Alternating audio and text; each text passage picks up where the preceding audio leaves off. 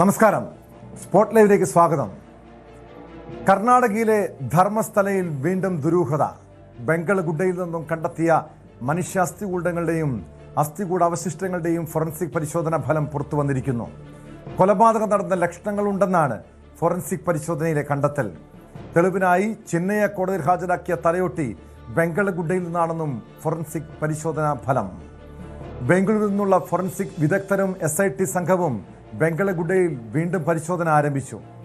13 അസ്ഥികൂടങ്ങളും 100 കണക്കിന് അസ്ഥികൂട അവശിഷ്ടങ്ങളുമാണ് ബംഗളഗുഡയിൽ നിന്നും SIT സംഘം ശേഖരിച്ചിട്ടുള്ളത്. വിവരങ്ങളുമായി KV ബൈജു ചേരുന്നുണ്ട്. ബൈജു, ചെറിയ ഇടവേളയ്ക്ക് ശേഷമാണ് ധർമ്മസ്ഥലയിലെ ദുരൂഹത വീണ്ടും ഉയർന്നു വരുന്നത്.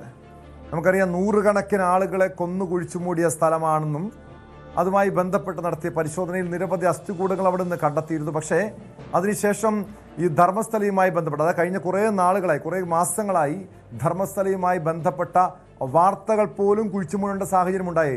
അതായത് അതുമായി ബന്ധപ്പെട്ട പല നിയമ പോരാട്ടങ്ങൾ, ഈ വാർത്ത, ഈ സത്യാവസ്ഥ പുറത്തു കൊണ്ടുവരാൻ വേണ്ടി മാധ്യമങ്ങൾ നടത്തിയ, ബൈജു ഉൾപ്പെടെയുള്ള മാധ്യമ പ്രവർത്തകർ നടത്തിയ പോരാട്ടമുണ്ട്. പക്ഷേ അതിനെതിരെ പോലും ഈ സംശയ നിഴലിലായവർ, ആരോപണ വിധേയർ ചില രീതിയിലുള്ള നീക്കങ്ങൾ നടത്തുന്നു. വാർത്ത പുറത്തു വരാതിരിക്കാനുള്ള ചില നിഗൂഢമായ നീക്കങ്ങൾ പോലും അവരുടെ ഭാഗത്തു നിന്നുണ്ടായിരുന്നു. പക്ഷേ ഒടുവിൽ ഈ ശാസ്ത്രീയ പരിശോധനാ ഫലം പുറത്തു വരുമ്പോൾ അവിടെ ഒരു നിരവധി മനുഷ്യരെ കൊന്നുകുഴിച്ച് മൂടിയിട്ടുണ്ട് എന്ന രീതിയിലുള്ള സൂചനകളാണോ പുറത്തു വരുന്നത്? ഈ പരിശോധനാ ഫലത്തിൽ എന്താണുള്ളത്?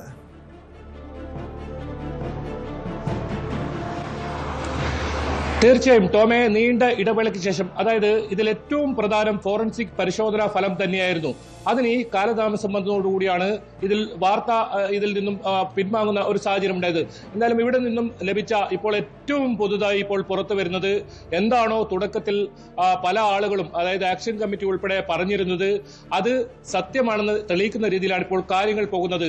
അതാണ് ഫോറൻസിക് പരിശോധനാ ഫലം ഇപ്പോൾ വന്നിട്ടുള്ളത്. അതായത് ബംഗളഗുഡ എന്ന് പറയുന്ന ഈ പ്രദേശത്ത് നിന്നും കണ്ടെടുത്ത അസ്ഥികൂടങ്ങൾ, അതോടൊപ്പം അസ്ഥികൂട അവശിഷ്ടങ്ങൾ, ഇത് കൊലപാതകം നടന്നതിന്റെ ലക്ഷണമുണ്ട് എന്ന ഫോറൻസിക് പരിശോധനാ ഫലമാണ് ഇപ്പോൾ പുറത്തു വന്നിട്ടുള്ളത്. ഇതിൽ SIT ഉദ്യോഗസ്ഥരുമായി ഞാൻ നേരിട്ട് സംസാരിച്ചിരുന്നു. പക്ഷേ നമുക്ക് പല കാര്യങ്ങളും ഇപ്പോൾ ഈ ഘട്ടത്തിൽ പങ്കുവെക്കാൻ സാധിക്കില്ല. അത്ര രഹസ്യാത്മകമായ അന്വേഷണമാണ് നടക്കാൻ പോകുന്നത്. ഇപ്പോൾ അന്വേഷണം ആരംഭിച്ചിരിക്കുന്നു. അതായത് ഫോറൻസിക് സംഘം ആദ്യമായി ബാംഗ്ലൂരിൽ നിന്നുള്ള ആ ഫോറൻസിക് സംഘവും SITയും വീണ്ടും ബംഗളഗുഡയിലേക്ക്, അതായത് ടോം സൂചിപ്പിച്ചതുപോലെ തന്നെ മാസങ്ങൾക്ക് ശേഷം വീണ്ടും ബംഗളഗുഡ കേന്ദ്രീകരിച്ച് പരിശോധന ആരംഭിച്ചിരിക്കുന്നു. മാത്രമല്ല, ഈ പ്രദേശം ഇപ്പോൾ വീണ്ടും സീൽ ചെയ്ത് വെച്ചിരിക്കുന്നു. അകത്തേക്ക് ആരെങ്കിലും കയറാത്ത രീതിയിൽ, അല്ലെങ്കിൽ കയറാൻ അനുവദിക്കാത്ത രീതിയിൽ ഇപ്പോൾ സീൽ ചെയ്ത് പരിശോധന ആരംഭിച്ചിരിക്കുന്നു. ഇന്നലെ മുഴുനീളെ പരിശോധന ഉണ്ടായിരുന്നു. അതിന്റെ ദൃശ്യങ്ങളാണ് ഇപ്പോൾ കാണുന്നത്. ഏറ്റവും പുതുതായി അവിടെ നിന്നും ലഭിക്കുന്ന ദൃശ്യങ്ങളാണ് കാണുന്നത്. അതിൽ ഇവർ ഈ SIT ഉദ്യോഗസ്ഥരുമായി സംസാരിച്ചപ്പോൾ ചില കാര്യങ്ങൾ നമുക്ക് വെളിപ്പെടുത്താൻ കഴിയുന്നത്, അവർ പറയുന്നത് അവിടെ വലിയ തോതിൽ കൊലപാതകം നടന്നതിന്റെ ലക്ഷണങ്ങൾ അത് ഫോറൻസിക് പരിശോധനാ ഫലത്തിലുണ്ട്. കൂടുതൽ പരിശോധന വേണ്ടിവരും. അതുകൊണ്ട് വീണ്ടും എങ്ങനെയാണോ തുടക്കത്തിൽ ഒരു പരിശോധന ഉണ്ടായത്, അത്തരത്തിലുള്ള ഒരു പരിശോധന ഉണ്ടാകും എന്നാണ് പറഞ്ഞത്. മറ്റൊരു പ്രധാനപ്പെട്ട കാര്യം, ഈ കേസിലെല്ലാം ഏറ്റവും കൂടുതൽ ദൃശ്യങ്ങളിൽ വന്നത് ഈ ചെന്നൈയ എന്ന് പറയുന്ന മാസ്ക് മാൻ. നമുക്ക് നേരത്തെ ആദ്യം മാസ്ക് മാൻ എന്നാണ് അറിയപ്പെട്ടിരുന്നത്. പിന്നീടാണ് ഇദ്ദേഹത്തിന്റെ പേര് വരുന്നതും ഇദ്ദേഹം സാക്ഷിയായി വരുന്നതും പിന്നീട് കൂറുമാറുന്നൊക്കെ സാഹചര്യം ഉണ്ടായിരുന്നത്. ഈ ചെന്നൈയ കോടതിയിൽ ഹാജരാക്കിയ തലയോട്ടി, ആ ദൃശ്യം നമുക്ക് തുടക്കത്തിൽ മുതൽ തന്നെ നമ്മളാണ് ആ ദൃശ്യം ആദ്യം പുറത്തുവിട്ടത്. ആ തലയോട്ടി ബംഗളഗുഡയിൽ നിന്നുമുള്ളതാണെന്ന ഫോറൻസിക് പരിശോധനാ ഫലം കൂടി വന്നു. അത് വളരെ നിർണായകമാണ്. കാരണം ആ തലയോട്ടി പുറത്തു നിന്നും എവിടെ നിന്നോ കൊണ്ടുവന്ന് വ്യാജ തെളിവിനായി കോടതിയിൽ ഹാജരാക്കിയ എന്നൊരു വാദമായിരുന്നു ഉയർന്നു വന്നത്. അതായിരുന്നു ഏറ്റവും കൂടുതൽ വിമർശനം നേരിടേണ്ടി വന്ന ഈ വാർത്തയിലെ ഏറ്റവും വലിയ പ്രധാനപ്പെട്ട കാര്യം. പക്ഷേ ചിന്നയ്യ ഹാജരാക്കിയ ആ തലയോട്ടിയിൽ ഉണ്ടായ മണ്ണ്, ആ മണ്ണും ബംഗളഗുഡയിൽ നിന്ന് ശേഖരിച്ച മണ്ണും ആ സാമ്പിൾ ഒത്തുചേർന്നിട്ടുണ്ട്. അതുകൊണ്ട് തന്നെ അത് ബംഗളഗുഡയിൽ നിന്നാണെന്ന് ഫോറൻസിക് പരിശോധനാ ഫലം വന്നിരിക്കുന്നു. അതുകൊണ്ട് തന്നെയാണ് SIT വീണ്ടും ഒരു പരിശോധനയ്ക്ക് ഇപ്പോൾ മുന്നോട്ട് വരുന്നത്. അതോടൊപ്പം അവിടെ നിന്നും കാണാതായ 2 പേരുണ്ടായിരുന്നു, ഒരു ഭാര്യയും ഭർത്താവും. അവരുടെ മൃതദേഹം ഈ ബംഗളകുട്ടിയിൽ നിന്ന് കിട്ടിയ അസ്ഥികൂടത്തിൽ നിന്നും DNA പരിശോധന അത് മാച്ച് ആയിട്ടുണ്ട്, അവരുടേതാണെന്ന് തിരിച്ചറിഞ്ഞിട്ടുണ്ട്. അങ്ങനെ പല തരത്തിലുള്ള തെളിവുകളും ഇപ്പോൾ പുറത്തു വരുന്നു. അതായത് ഒരു വർഷമാകാൻ പോകുന്നു, ഏകദേശം ജൂൺ ജൂലൈ മാസങ്ങളിലാണ് നമ്മൾ ആ വാർത്തകളിലേക്ക് ആദ്യം ഈ ധർമ്മസ്ഥലയുമായി ബന്ധപ്പെട്ട വാർത്ത പുറത്തുവിടുന്നത്. ഏകദേശം ഒരു വർഷം ആകാൻ പോകുമ്പോഴേക്കും ഇതിന്റെ കൂടുതൽ തെളിവുകൾ വരുന്നു. ഇതിൽ ഫോറൻസിക് പരിശോധനാ ഫലം തന്നെയായിരിക്കും നിർണായകമെന്ന് നേരത്തെ തന്നെ നമ്മൾ സൂചിപ്പിച്ചതാണ്. അതാണിപ്പോൾ പുറത്തു വന്നിട്ടുള്ളത്. ആ ഫോറൻസിക് പരിശോധനാ ഫലത്തിൽ പറഞ്ഞത് ആയിരക്കണക്കിന് അസ്ഥികൂടങ്ങൾ ഇവിടെ നിന്നും ലഭിച്ചിട്ടുണ്ട്. അത് എല്ലാം കൊലപാതകം നടന്നതിന്റെ ലക്ഷണങ്ങളുണ്ട്. കൂടുതൽ പരിശോധന ആവശ്യമാണ് എന്നാണ് ഫോറൻസിക് പരിശോധനാ ഫലം. നേരത്തെ ടോം തുടക്കത്തിൽ പറഞ്ഞതുപോലെ തന്നെ 13 അസ്ഥികൂടങ്ങൾ, അതിൽ 6 പൂർണ്ണ അസ്ഥികൂടം, അതും കൊലപാതകം നടന്നതിന്റെ ലക്ഷണമുണ്ട്. കൂടുതൽ മൃതദേഹങ്ങൾ ഇവിടെ ഉണ്ട് എന്നാണ് ഇപ്പോൾ വിട്ടല ഗൌഡ, അതോടൊപ്പം പ്രദീപ് കുളാൽ.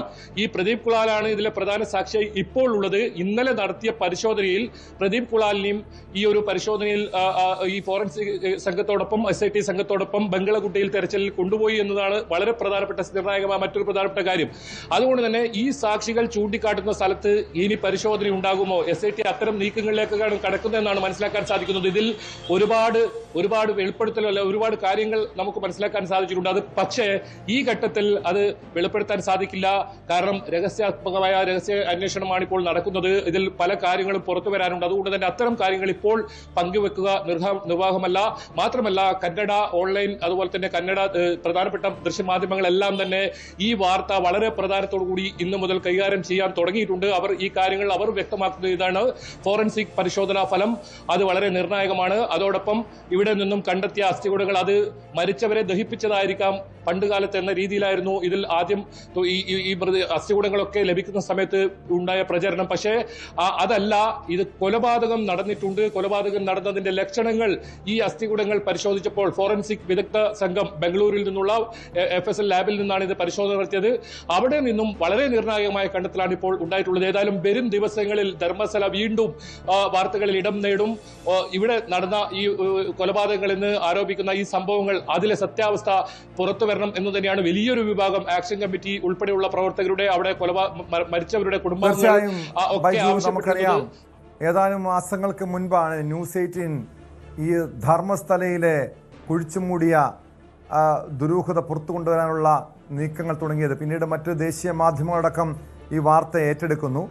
അന്ന് ഒരു ശുചീകരണ തൊഴിലാളിയുടെ വെളിപ്പെടുത്തലായിരുന്നു ഈ കേസിലേക്ക് അന്വേഷണം എത്തുന്നത് പോലും. അദ്ദേഹത്തിൻ്റെ ജീവൻ്റെ സുരക്ഷയുമായി ബന്ധപ്പെട്ട് വലിയ ആശങ്കകൾ ഉയർന്നതാണ്. പിന്നീട് അദ്ദേഹത്തിന് സുരക്ഷ ഏർപ്പെടുത്തിയതാണ്. ഇപ്പോൾ അദ്ദേഹം എവിടെയാണ്, ആ മുൻ ശുചീകരണ തൊഴിലാളി എവിടെയുണ്ട് എന്ന വിവരമുണ്ടോ? അദ്ദേഹത്തിൻ്റെ സുരക്ഷ വലിയൊരു വെല്ലുവിളി തന്നെയാണല്ലോ. കാരണം മറുവശത്ത് പല ഉന്നതരുണ്ട്, സംശയനിലയിലുള്ളവർ പല ഉന്നതരുമാണ്. അവരിലേക്ക് അന്വേഷണം എത്തണം. ആ തലങ്ങളിലേക്ക്, അതായത് ഈ പരിശോധനാ ഫലം ലഭിക്കുന്നത് വരെയും SIT ഈ കേസുമായി ബന്ധപ്പെട്ട അന്വേഷണം നടത്തിയിരുന്നോ, അതോ അന്വേഷണം നിലച്ച മട്ടായിരുന്നോ? മാത്രമല്ല ഇപ്പോൾ വീണ്ടും തിരച്ചിൽ ആരംഭിച്ചിട്ടുണ്ട്. ആദ്യഘട്ടത്തിൽ 13ഓളം അസ്ഥികൂടങ്ങളും 100 കണക്കിന് അസ്ഥികൂട കഷ്ണങ്ങളുമായിരുന്നു അവിടെ നിന്നും കണ്ടെത്താൻ കഴിഞ്ഞത്. ഇപ്പോൾ വീണ്ടും ഏതൊക്കെ മേഖലകൾ കേന്ദ്രീകരിച്ചാണ് ഇപ്പോൾ പരിശോധന നടക്കുന്നത്?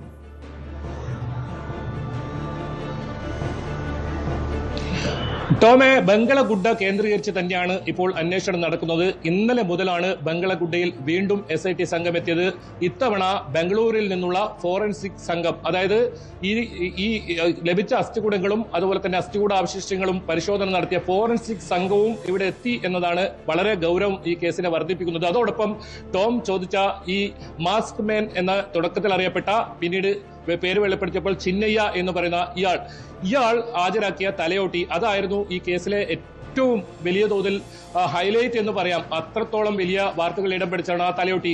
ഏറ്റവും അവസാന ഘട്ടത്തിൽ ഈ അന്വേഷണം മുന്നോട്ട് പോയി അന്തിമഘട്ടത്തിൽ എത്തി നിൽക്കെ ഈ തലയോട്ടി മറ്റെവിടെ നിന്നോ കൊണ്ടുവന്ന് വ്യാജമായി ഉണ്ടാക്കിയ ഒരു തെളിവാണ് എന്ന തരത്തിലായിരുന്നു വലിയ തോതിൽ പ്രചരണം ഉണ്ടായത്. അതോടുകൂടി അന്വേഷണം മന്ദഗതിയിലായി. ആക്ഷൻ കമ്മിറ്റി പ്രവർത്തകർ വലിയ തോതിൽ പ്രതിക്കൂട്ടിലാകുന്ന സാഹചര്യം ഉണ്ടായിരുന്നു. പക്ഷേ ഇപ്പോൾ പുറത്തു വരുന്ന ഫോറൻസിക് പരിശോധനാ ഫലം, അത് ഈ തലയോട്ടി ബംഗളഗുഡയിൽ കൊല്ലപ്പെട്ട അല്ലെങ്കിൽ കൊല ചെയ്യപ്പെട്ട ഒരാളുടേതാണ് എന്ന തരത്തിലുള്ള ഫോറൻസിക് പരിശോധനാ ഫലം വരുന്നതോടുകൂടിയാണ് ഇതിലൊരു വഴിത്തിരിവിനി ഉണ്ടാകാൻ പോകുന്നത്.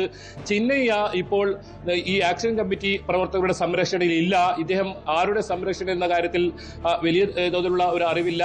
ഇദ്ദേഹം എന്തിനാണ് ഈ കേസിന്റെ വളരെ നിർണായക ഘട്ടത്തിൽ കൂറുമാറുന്ന ഒരു സാഹചര്യം ഉണ്ടായത് തുടങ്ങിയ കാര്യങ്ങളൊക്കെ ഇനി SITക്ക് അന്വേഷിക്കേണ്ടി വരും. ഇതിൽ പ്രധാനമായും ഹൈക്കോടതി ഡയറക്ഷൻ ഉണ്ട്. വളരെ പെട്ടെന്ന് ഈ കേസ് അവസാനിപ്പിച്ച് ഇതിന്റെ സത്യാവസ്ഥ പുറത്തു കൊണ്ടുവരണമെന്ന് പറഞ്ഞ് ഹൈക്കോടതിയിൽ നിന്നുള്ള ഇത്തരത്തിലുള്ള ഡയറക്ഷൻ ഉണ്ട്. അതുകൊണ്ട് തന്നെ വളരെ വേഗം തന്നെ ഈ കേസിലേക്ക് ഇനി SITക്ക് കടക്കേണ്ടി വരും. അതുകൊണ്ടായിരിക്കാം ഈ ഫോറൻസിക് പരിശോധനാ ഫലം എത്തി വളരെ വേഗത്തിൽ തന്നെ ബംഗളഗുഡ കേന്ദ്രീകരിച്ച് വീണ്ടും ആ ഒരു അന്വേഷണം ആരംഭിച്ചത്. അതിൽ പ്രദീപ് കുലാൽ എന്ന് പറയുന്ന ഇതിലെ സാക്ഷി, ഈ സാക്ഷിയും ഒപ്പം കൂട്ടിയാണ് ഈ പരിശോധന നടത്തിയത്. ഇന്നലെ മുതലുള്ള തെരച്ചിൽ നടത്തിയത്. അവിടെ 100 കണക്കിന് മൃതദേഹങ്ങൾ ഇത്തരത്തിൽ ഉണ്ട്, മൃതദേഹ അവശിഷ്ടങ്ങൾ ഉണ്ട് എന്ന് തന്നെയാണ് പ്രദീപ് ഗൌഡയായാലും വിട്ടല ഗൌഡയായാലും ആവർത്തിച്ച് വ്യക്തമാക്കുന്നത്. അതുകൊണ്ട് തന്നെ അവിടെ തങ്ങൾ ചൂണ്ടിക്കാട്ടുന്ന ഇടം പരിശോധിക്കണം എന്ന ഒരു ആവശ്യമാണ് ഇവർ ഉന്നയിച്ചത്. കോടതിയിലും നേരത്തെ ഇവർ ഉന്നയിച്ചിരുന്നു. ഇതിന്റെ അടിസ്ഥാനത്തിലാണ് ഇപ്പോൾ ബംഗളഗുഡയിൽ വീണ്ടും പരിശോധന ആരംഭിച്ചിട്ടുള്ളത്. എന്തായാലും ധർമ്മസ്ഥലയിൽ നിന്നും സത്യാവസ്ഥ, അതായത് എന്താണ് അവിടെ സംഭവിച്ചത്, ഈ ഒരു കാര്യത്തിൽ ഒരു കൃത്യമായ ഉത്തരം ഇനി വരും ദിവസങ്ങളിൽ ഉണ്ടാകുമെന്നാണ് ഏറ്റവും പ്രധാനം. ഏതായാലും SIT ഉദ്യോഗസ്ഥരുമായി നേരിട്ട് സംസാരിച്ചിരുന്നു. ഞാൻ സംസാരിച്ചപ്പോൾ വളരെ ഞെട്ടിപ്പിക്കുന്ന വിവരങ്ങളാണ് അവർ നമ്മോട് പങ്കുവച്ചത്. പക്ഷേ അതിപ്പോൾ ഏതെങ്കിലും തരത്തിൽ നമുക്ക് പുറത്തു പറയാൻ കഴിയുന്നതല്ല. രഹസ്യ സ്വഭാവമുള്ള അന്വേഷണമാണ് നടക്കുന്നത്. അത് കേസിനെ നേരത്തെ തന്നെ ഇത്തരം വിവരങ്ങളൊക്കെ പുറത്തു പറയുമ്പോൾ അത് കേസിനെ അട്ടിമറിക്കുന്ന രീതിയിൽ വലിയ തോതിൽ ബാധിക്കുന്ന സാഹചര്യം ഉണ്ടായിരുന്നു. നമുക്കറിയാം, മനാഫ് ഉൾപ്പെടെ കേരളത്തിൽ നിന്നോ ആളുകളെ ചോദ്യം ചെയ്യുന്ന സാഹചര്യം ഒക്കെ ഉണ്ടായിരുന്നു. നിരവധി ആക്ഷൻ കമ്മിറ്റി പ്രവർത്തകരെ ചോദ്യം ചെയ്യുന്ന സാഹചര്യം ഒക്കെ ഉണ്ടായിരുന്നു. ഒരു ഘട്ടത്തിലൊക്കെ ഇവരൊക്കെ പ്രതിക്കൂട്ടിലാകുമോ എന്ന സാഹചര്യം ഒക്കെ ഉണ്ടായിരുന്നു. പക്ഷേ അതല്ല, ഇതിൽ എന്തൊക്കെയോ കാര്യങ്ങളുണ്ട്. സൗജന്യ ആക്ഷൻ കമ്മിറ്റി പ്രവർത്തകർ മഹേഷ് ഷെട്ടി, തിമിരോടി, ജയാനന്ദ തുടങ്ങിയവരൊക്കെ ഇപ്പോഴും ഉന്നയിച്ചുകൊണ്ടിരിക്കുന്ന ആരോപണത്തിൽ എന്തൊക്കെയോ കഴമ്പുണ്ട് എന്ന തരത്തിലാണ് ഇപ്പോൾ ഫോറൻസിക് പരിശോധനാ ഫലം വരെ പുറത്തു വന്നിട്ടുള്ളത്. അത്തരത്തിലാണ് കന്നഡ മാധ്യമങ്ങളൊക്കെ വാർത്തകൾ റിപ്പോർട്ട് ചെയ്തത്. വീണ്ടും ധർമ്മസ്ഥല ഈ വാർത്തകളിൽ ഇടം പിടിച്ചിട്ടുണ്ട് എന്നതാണ് വാസ്തവം. ഏതായാലും വരും ദിവസങ്ങളിൽ ധർമ്മസ്ഥലയുമായി ബന്ധപ്പെട്ട കൂടുതൽ വെളിപ്പെടുത്തലുകൾ SIT സംഘത്തിന്റെ ഔദ്യോഗികമായി അവർ നൽകുന്ന വിവരങ്ങൾ പങ്കുവെക്കാൻ സാധിച്ചേക്കാം. ഏതായാലും ബംഗളഗുഡ കേന്ദ്രീകരിച്ച് വലിയ തോതിലുള്ള പരിശോധന ഇപ്പോൾ ആരംഭിച്ചിട്ടുണ്ട്. കൂടുതൽ മൃതദേഹ അവശിഷ്ടങ്ങൾ ബംഗളഗുഡയിൽ ഉണ്ട് എന്നാണ് പ്രദീപ് കുളാലായാലും അതുപോലെ തന്നെ മറ്റ് വിട്ടൽ ഗൌഡിയായാലും മൊഴി നൽകിയിട്ടുള്ളത്. ആ സ്ഥലങ്ങൾ വീണ്ടും പരിശോധന നടത്തുമോ, അത്തരത്തിലുള്ള തുടക്കത്തിൽ നമ്മൾ കണ്ട വലിയ തോതിൽ വലിയ ആകാംക്ഷയോടുകൂടി കണ്ട അത്തരം പരിശോധനകൾ ഇനി ഉണ്ടാകുമെന്നാണ് അറിയേണ്ടത്. ഏതായാലും SIT ഉദ്യോഗസ്ഥരിൽ നിന്ന് ലഭിച്ച വിവരം അനുസരിച്ച് അത്തരം പരിശോധനകൾ നടത്താനുള്ള ഒരു സാധ്യതയിലേക്കാണ് കാര്യങ്ങൾ പോകുന്നത്. പക്ഷെ അപ്പോഴും ഹൈക്കോടതി ഇതിൽ കൃത്യമായി നിർദ്ദേശം നൽകിയിട്ടുണ്ട്. വളരെ വേഗത്തിൽ റിപ്പോർട്ട് സമർപ്പിക്കണമെന്ന്. ഈ ഒരു കേസിന്റെ പശ്ചാത്തലം പരിശോധിച്ചു കഴിഞ്ഞാൽ പല അട്ടിമറികളും ഉണ്ടായതാണ്. മാത്രമല്ല, പരാതിക്കാരെ ആക്ഷൻ കമ്മിറ്റി അംഗങ്ങളെ അടക്കം ഭീഷണിപ്പെടുത്തുന്ന, അവർക്ക് നേരെ കയ്യേറ്റ ശ്രമം പോലും ഉണ്ടായി. മാധ്യമപ്രവർത്തകർക്ക് നേരെ കയ്യേറ്റ ശ്രമം ഉണ്ടായി. മാത്രമല്ല, ഈ ആക്ഷൻ കമ്മിറ്റി അംഗങ്ങളെ ഗൂഢാലോചനയുടെ ഭാഗമാണ് എന്ന് ചൂണ്ടിക്കാണിച്ചുകൊണ്ട് അവരെ ചോദ്യം ചെയ്യുന്നു, അവരെ പ്രതിക്കൂട്ടിലാക്കാനുള്ള നീക്കങ്ങൾ നടത്തുന്നു. അങ്ങനെ പല അട്ടിമറികളും നടന്നൊരു കേസ് കൂടിയാണ്. പല ഉന്നതതല ഇടപെടലുകളും ഈ കേസുമായി ബന്ധപ്പെട്ട് ഈ കേസ് അട്ടിമറിക്കാനുള്ള ശ്രമങ്ങളുടെ ഭാഗമായി പല ഉന്നതരും ഇതിൽ ഇടപെട്ടു എന്ന ആക്ഷേപം ഉണ്ടായിരുന്നു. പക്ഷേ SITയുടെ അന്വേഷണത്തിൽ ഈ ആക്ഷൻ കമ്മിറ്റി തൃപ്തരാണോ? അവർ ആത്മാർത്ഥമായി തന്നെ, അതായത് ഇതിൻ്റെ യഥാർത്ഥം ഈ കുഴിച്ചു മൂടിയ സത്യം പുറത്തു കൊണ്ടുവരാനുള്ള ഇടപെടലുകൾ SITയുടെ ഭാഗത്തുനിന്ന് ഉണ്ടാകുന്നുണ്ടോ, അതോ അവർക്ക് മേൽ ഏതെങ്കിലും രീതിയിലുള്ള സമ്മർദ്ദമുണ്ടോ? ബൈജു,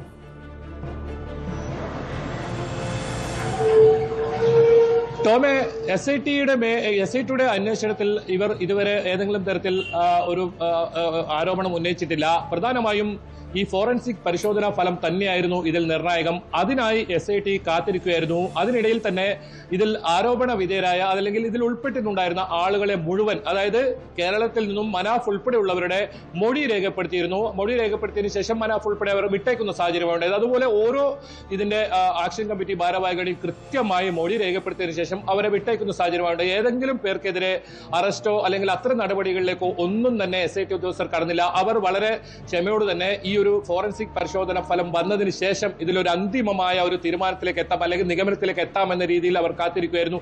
ഏതായാലും സിനിമാ കഥകളെ പോലും വെല്ലുന്ന രീതിയിലാണ് ഇതിന്റെ തുടക്കം മുതൽ ഇപ്പോഴും ഇതിന്റെ ഒരു കാര്യങ്ങൾ മുന്നോട്ട് പോകുന്നതെന്ന് പറയേണ്ടി വരും. അത്തരത്തിലുള്ള നിരവധി വെളിപ്പെടുത്തലുകളാണ് പുറത്തു വന്നത്. അതിൽ കൂടുതൽ വെളിപ്പെടുത്തൽ നമ്മളിലൂടെ തന്നെ പുറലോകം അറിഞ്ഞതാണ്.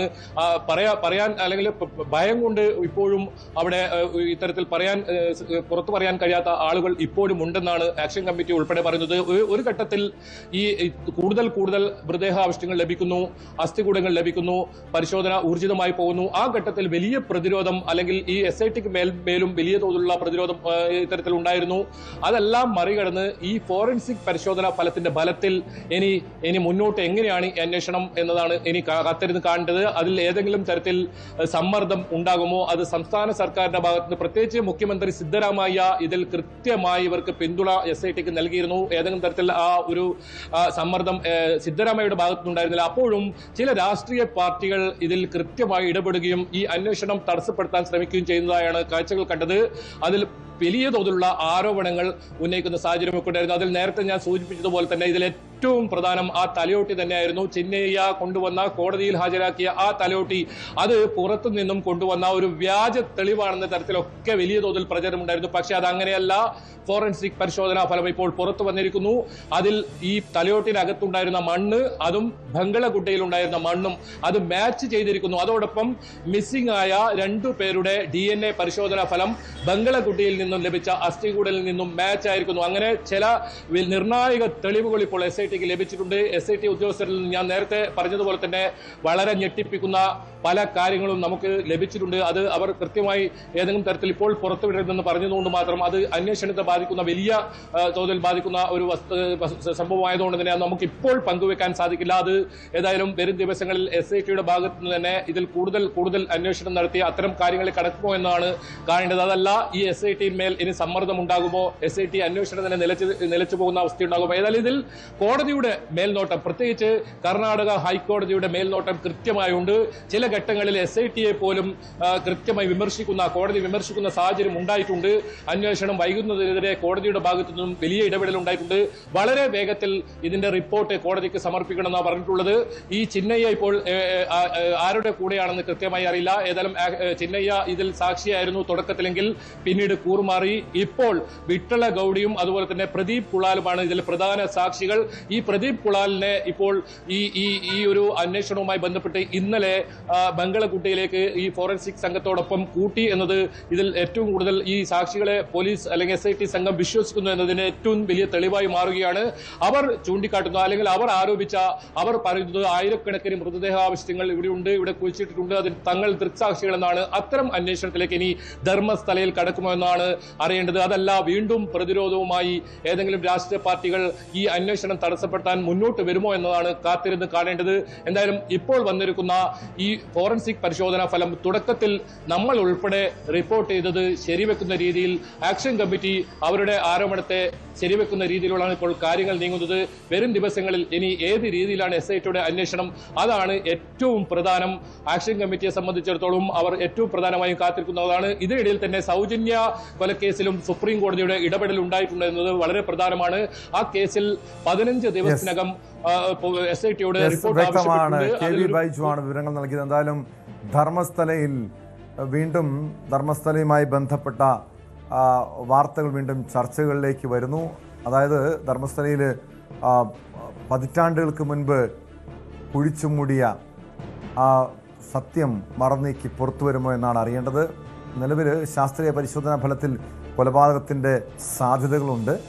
വീണ്ടും ഈ സംഭവ സ്ഥലത്ത് വിശദമായ പരിശോധന, തിരച്ചിൽ ആരംഭിച്ചിരിക്കുകയാണ് SIT.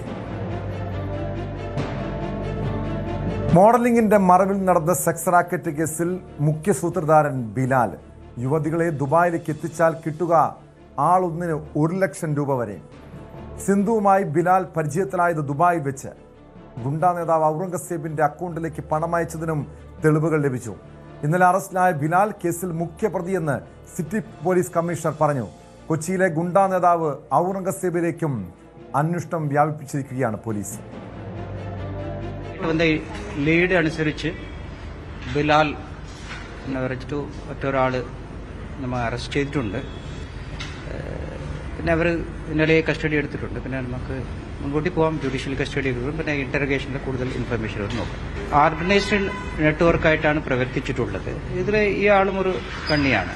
നോക്കിയെങ്കിൽ ഇവരുടെ റോല് ആദ്യഘട്ടത്തിൽ മനസ്സിലാകുന്നത് ഇവർ കുറച്ച് ആൾക്കാരെ ഐഡന്റിഫൈ ചെയ്യാൻ, മോട്ടിവേറ്റ് ചെയ്യാൻ, അവരെ ഈ റാക്കറ്റിന് സപ്ലൈ ചെയ്യാനും, പിന്നെ അവർക്കൊരു കട്ട് പെർസെൻറ്റേജ് അവർക്കും കൊണ്ടുപോകുന്നുണ്ട്. അത് കുറച്ച് ഇതൊരു നെറ്റ്വർക്ക്, വലിയ നെറ്റ്വർക്കായിട്ടാണ് ഓപ്പറേറ്റ് ചെയ്തിട്ടുള്ളത്. നമുക്ക് ഈ അന്വേഷണം തെളിവുകൾ അടിസ്ഥാനത്തിൽ പോകണം. ഒന്ന്, നമുക്ക് നിങ്ങൾ നേരത്തെ സോഷ്യൽ മീഡിയയിലെ 2 പോസ്റ്റ് അതേ ഇട്ടിട്ടുണ്ടായിരുന്നു. ഒക്കെ നേരത്തെ നോണാണ് എല്ലാവർക്കും, ഇവിടെ പല കേസിൽ ഉൾപ്പെട്ടിട്ടുള്ള ആളാണ്. ഇതിൽ അന്വേഷണത്തോടെ ഭാഗമായിട്ട് എന്തൊക്കെ തെളിവ് വരുന്നുണ്ടോ, എന്തൊക്കെ അഫൻസ് വരുന്നെങ്കിൽ അത് മുൻകൂട്ടി പോകും. അന്വേഷണത്തോടെ ഭാഗമായിട്ടുള്ളതാണ്. കൂടുതൽ അത് തെളിവുകൾ കിട്ടിപ്പോയാലേ നമുക്ക് അറസ്റ്റ്, അത് നമുക്ക് കിട്ടக்கூடிய തെളിവുകൾ അനുസരിച്ചിട്ട് മുൻകൂട്ടി പോകും.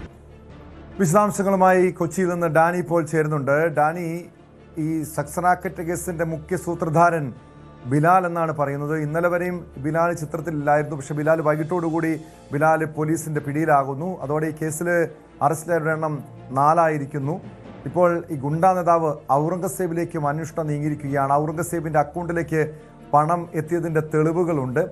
ഈ ഔറംഗസേബിന് ഈ കേസിലുള്ള പങ്ക് എന്താണ്? മാത്രമല്ല, ഈ ബിലാൽ കൂടാതെ ഈ കേസിൽ ഇനി കൂടുതൽ അറസ്റ്റ് ഉണ്ടാകുമോ? പോലീസിന്റെ അന്വേഷണം എങ്ങനെയാണ്?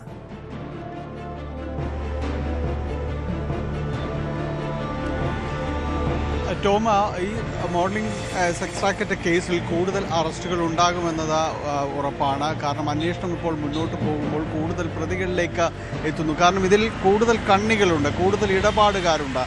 ഇതിൽ അറിയേണ്ടത് ഇത് ആരാണ് നിയന്ത്രിച്ചിരുന്നത്, ഈ റാക്കറ്റിൻ്റെ ഒരു നിയന്ത്രിച്ചിരുന്നത് ആരൊക്കെയാണ്. പോലീസ് ഇപ്പോഴും കരുതുന്നില്ല ഇത് സിന്ധുവും ബിലാലും ഒക്കെ ചേർന്നാണ് ഇങ്ങനെയൊരു അന്താരാഷ്ട്ര തലത്തിലുള്ള ഒരു സംഭവങ്ങൾ നിയന്ത്രിക്കുന്നതെന്ന് കരുതുന്നില്ല. അതിന് മുകളിലും ആളുണ്ടാകും. അതുമാത്രവുമല്ല, ഇത് ഈ അടുത്തിടെ തുടങ്ങിയ സംഭവമൊന്നുമല്ല എന്നാണ് പോലീസിൻ്റെ പ്രാഥമികമായ ഒരു അന്വേഷണത്തിൽ മനസ്സിലാവുന്നത്. ചോദ്യം ചെയ്യലിൽ കൂടുതൽ ആഴങ്ങളിലേക്കാണ് ഈ കേസ് പോകുന്നത്. കുറേ നാളുകളായിട്ട് തുടരുന്ന ഇടപാടുകൾ എന്ന രീതിയിലേക്കടക്കമാണ് കാര്യങ്ങൾ പോകുന്നത്.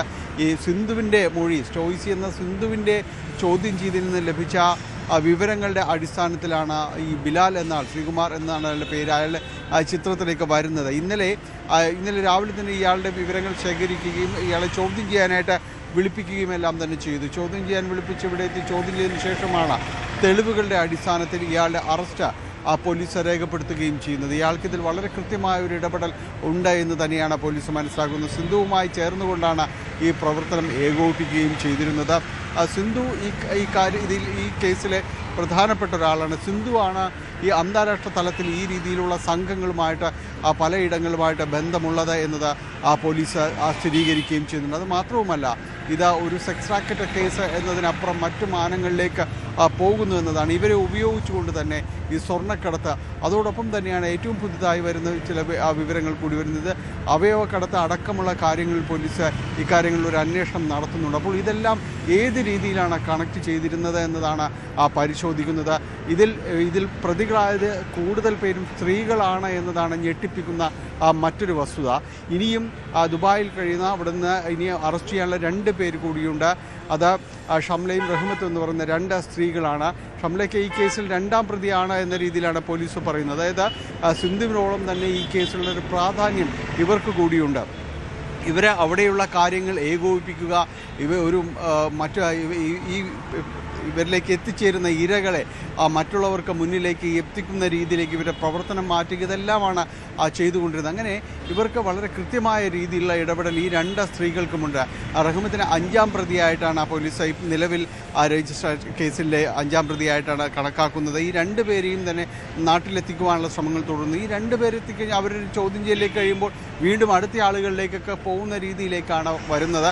അതോടൊപ്പം തന്നെയാണ് നേരത്തെ ടോം ചോദിച്ചതുപോലെ ഇത് ഗുണ്ടാ സംഘങ്ങളുമായുള്ള ഒരു ബന്ധം, അവരുടെ കൂടി ഒരു നെക്സസിലാണ് ഇത്തരം കാര്യങ്ങൾ മുന്നോട്ട് പോകുന്നത് എന്നതടക്കമുള്ള ഒരു വിവരങ്ങൾ കൂടിയാണ് വരുന്നത്. പ്രത്യേകിച്ച് ഗുണ്ടാ നേതാവ് ഔറംഗസീബിൻ്റെ ഒരു പങ്കാളിയാണ് അലീന എന്ന് പറയുന്ന സ്ത്രീ. കേസിൽ അറസ്റ്റ് ചെയ്യപ്പെട്ടിട്ടുള്ള അലീനയാണ് ഇൻസ്റ്റാഗ്രാം റീലുകളെല്ലാം തന്നെ ഉപയോഗിച്ച്, സോഷ്യൽ മീഡിയ റീലുകൾ ഉപയോഗിച്ചുകൊണ്ട് ആളുകളെ ഇവരുടെ ഒരു പ്ലോട്ടിലേക്ക് ആകർഷിക്കുകയും ചെയ്തിരുന്നത്. അതുമാത്രവുമല്ല, ഈ പരാതിക്കാരായവർ ഇരകളെ ഇവർ ഭീഷണിപ്പെടുത്തുന്നതും ഇതേ നേതാവിൻ്റെ പേര് പറഞ്ഞ്, ഗുണ്ടാ നേതാവിൻ്റെ പേര് പറഞ്ഞുകൊണ്ട് തന്നെയാണ് ഭീഷണിപ്പെടുത്തൽ അടക്കമുള്ള കാര്യങ്ങൾ ചെയ്തിരിക്കുന്നത്. മറ്റൊന്ന്, സിന്ധുവിൻ്റെ അക്കൗണ്ടിൽ നിന്ന്, ഷോയിസയുടെ അക്കൗണ്ടിൽ നിന്ന് ഇയാൾക്ക് തുക പോയതായും കണ്ടെത്തിയിട്ടുണ്ട്. അതുകൊണ്ട് തന്നെ ഇവരെല്ലാം തന്നെ ഒരു കൂട്ടുകെട്ടിലാണ് ഇക്കാര്യങ്ങളെല്ലാം മുന്നോട്ട് കൊണ്ടുപോയത് എന്നതടക്കമാണ് പോലീസ് സ്ഥിരീകരിക്കുന്നത്. വൈകാതെ ഔറംഗസീബിലേക്ക്, അതോടൊപ്പം തന്നെ മറ്റ് ഗുണ്ടാ സംഘങ്ങളിലേക്കെല്ലാം തന്നെ അന്വേഷണം എത്താനുള്ളൊരു സാധ്യതയാണ് വളരെ സജീവമായിട്ട് നിലനിൽക്കുന്നത്. അതുകൊണ്ട് വലിയ മാനങ്ങളുള്ളൊരു കേസായിട്ട് ഇത് മാറുന്നു. കഴിഞ്ഞ് കുറേയധികം നാളുകളായി ഇവർ ഈ രീതിയിൽ തന്നെ പ്രവർത്തിക്കുകയാണ് എന്നതാണ് മനസ്സിലാക്കുന്നത്. ഇവിടെ നിന്ന് ഇവരുടെ പരസ്യങ്ങൾ കണ്ട് ആകൃഷ്ടരായി ഇവരുടെ സംഘത്തിലേക്ക് എത്തപ്പെടുന്ന സാധുക്കളായ ആ സ്ത്രീകളെല്ലാം തന്നെ ഇവർ ഈ രീതിയിൽ വിപണനം ചെയ്യുന്ന രീതിയിലേക്കെല്ലാം തന്നെ പോകുന്നു. അവരുടെ വീഡിയോകൾ ചിത്രീകരിക്കുന്നു, പിന്നീട് അത് വെച്ച് വിലപേശുന്നു, അവരെ കുടുംബത്തിൽ ഒറ്റപ്പെടുത്തുന്നു, അവരുടെ സ്വന്തക്കാർക്ക്, ബന്ധുക്കൾക്ക്, ഭർത്താക്കൾക്ക് ഇവർക്കെല്ലാം തന്നെ ഈ വീഡിയോ അയച്ചു കൊടുത്ത് അങ്ങനെ അവരെ മാനസികമായി തളർത്തുന്ന രീതിയിലേക്കെല്ലാം പോകുന്നത്. ഇതിൻ്റെ പിറകിലെല്ലാം വളരെ ആസൂത്രിതമായ ഇടപെടൽ ഉണ്ട് എന്ന് തന്നെയാണ് പോലീസ് പറയുന്നത്. കൂടുതൽ പ്രതികൾ ഈ കേസിൽ ഉണ്ടാകുമെന്ന കാര്യം ഉറപ്പാണ്. കൂടുതൽ അറസ്റ്റിലേക്കെല്ലാം തന്നെ വൈകാതെ കാര്യങ്ങൾ നീങ്ങും. ഇനിയിപ്പോൾ വിദേശത്തുള്ള 2 പ്രതികളെ കൂടി നാട്ടിലെത്തിക്കുവാനുള്ള ശ്രമങ്ങൾ പോലീസിൻ്റെ ഭാഗത്ത് നിന്ന് തുടങ്ങിയിട്ടുണ്ട്. അത് കഴിയുമ്പോൾ അവരെ കൂടി ചോദ്യം ചെയ്യേണ്ടതുണ്ട്. നിലവിലിപ്പോൾ റിമാൻഡിലുള്ള, ജുഡീഷ്യൽ കസ്റ്റഡിയിലുള്ള അലീനയെയും അതോടൊപ്പം തന്നെ മഞ്ജിമയെയും സിന്ധുവിനെയും എല്ലാം തന്നെ വൈകാതെ കസ്റ്റഡിയിൽ വാങ്ങും, ചോദ്യം ചെയ്യുന്നതിന് കസ്റ്റഡിയിൽ വാങ്ങും. ഇവരെ കൂടി ചോദ്യം ചെയ്യണം. ബിലാലും നിലവിൽ കസ്റ്റഡിയിലേക്ക് വരുന്നുണ്ട്. അപ്പോൾ ഇത്തരമൊരു ചോദ്യം ചെയ്യലിലൂടെ ഇവരുടെ കൃത്യമായ രീതി എന്തായിരുന്നു, ആരാണ് ഇതെല്ലാം ഒരു നേതൃസ്ഥാനത്ത് നിന്ന് നിയന്ത്രിച്ചിരുന്നത്, വിദേശത്തെ ഇവരുടെ ഇടപാടുകൾ ആരാണ്, ഇത്തരം കാര്യങ്ങളെല്ലാക്കുറിച്ചും പൂർണ്ണമായൊരു വിവരത്തിലേക്ക് പോകുമെന്ന് തന്നെയാണ് മനസ്സിലാക്കുന്നത്. ടോം.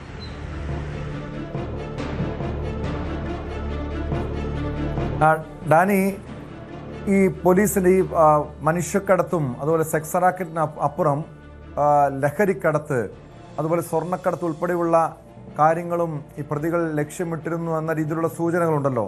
അതോടൊപ്പം ഈ ദുബായിലെ, അതായത് ഒരു രാജ്യാന്തര സെക്സ് റാക്കറ്റ് സംഘങ്ങളുമായി ഇവർക്ക് ബന്ധമുണ്ട് എന്ന രീതിയിലുള്ള സംശയവും പോലീസിനുണ്ട്. ആ രീതിയിലുള്ള അന്വേഷണം എങ്ങനെയാണ്?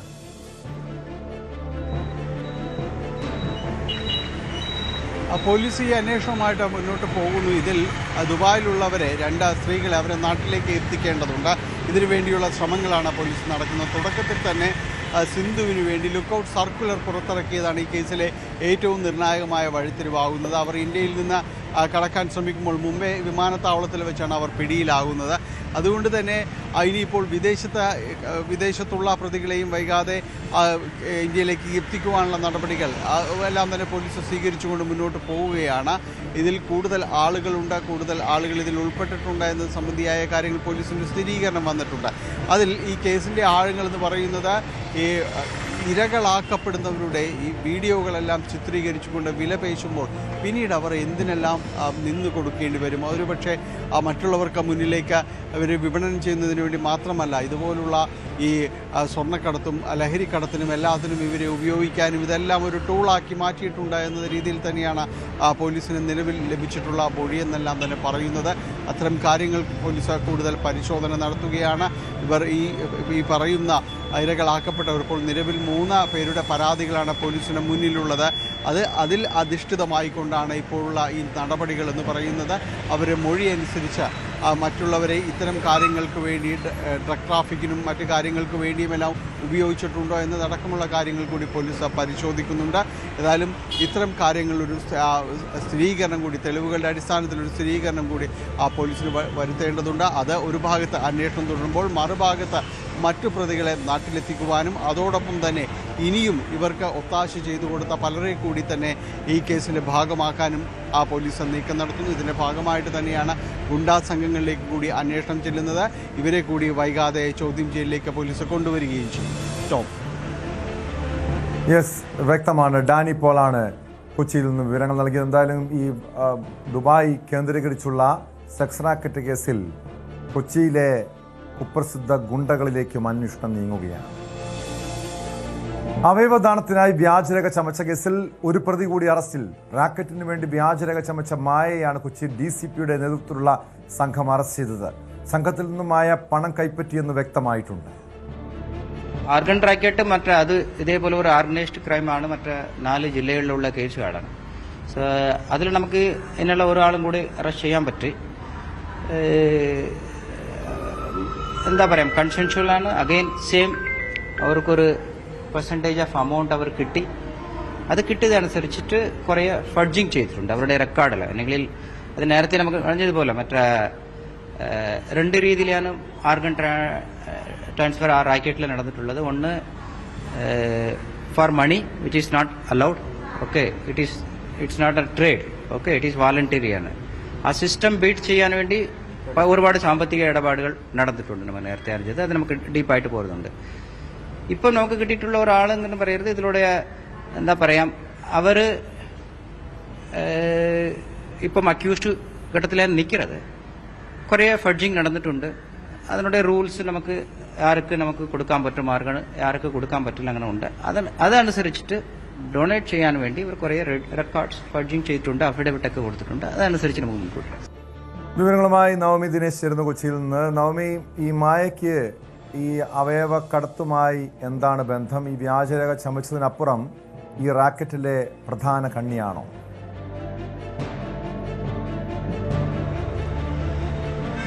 ടോം, നേരത്തെ തന്നെ ഈ അവയവക്കടത്തുമായി ബന്ധപ്പെട്ട മുഹമ്മദ് നജീബ് എന്നൊരു വ്യക്തിയെ അറസ്റ്റ് ചെയ്തിരുന്നു. ഇയാളാണ് ഈ ഇത്തരത്തിലുള്ള വ്യാജരേഖകൾ ചമയ്ക്കുന്നത്, ഈ ഇത്തരത്തിലുള്ള സഹായങ്ങൾ ചെയ്യുന്നതൊക്കെ നജീബാണെന്ന് നേരത്തെ അന്വേഷണ സംഘം കണ്ടെത്തിയിരുന്നു. അന്ന് തന്നെ പോലീസ് പറഞ്ഞിരുന്ന അല്ലെങ്കിൽ കണ്ടെത്തിയിരുന്നൊരു കാര്യം, ഈ നജീബിന് മറ്റു പല കേന്ദ്രങ്ങളിലും ഏജന്റുമാരുണ്ട്. അത് കൊല്ലം, കോട്ടയം, ആലപ്പുഴ ജില്ലകളിലടക്കം, കണ്ണൂർ, കോഴിക്കോട്, മലപ്പുറം ജില്ലകളിലടക്കം വിവിധ ഏജന്റുമാരുണ്ട്. അവരിലേക്കുമൊക്കെ അന്വേഷണം വ്യാപിപ്പിക്കുമെന്ന് നേരത്തെ തന്നെ കണ്ടെത്തിയിരുന്നു, നേരത്തെ തന്നെ വ്യക്തമാക്കുകയും ചെയ്തിരുന്നു.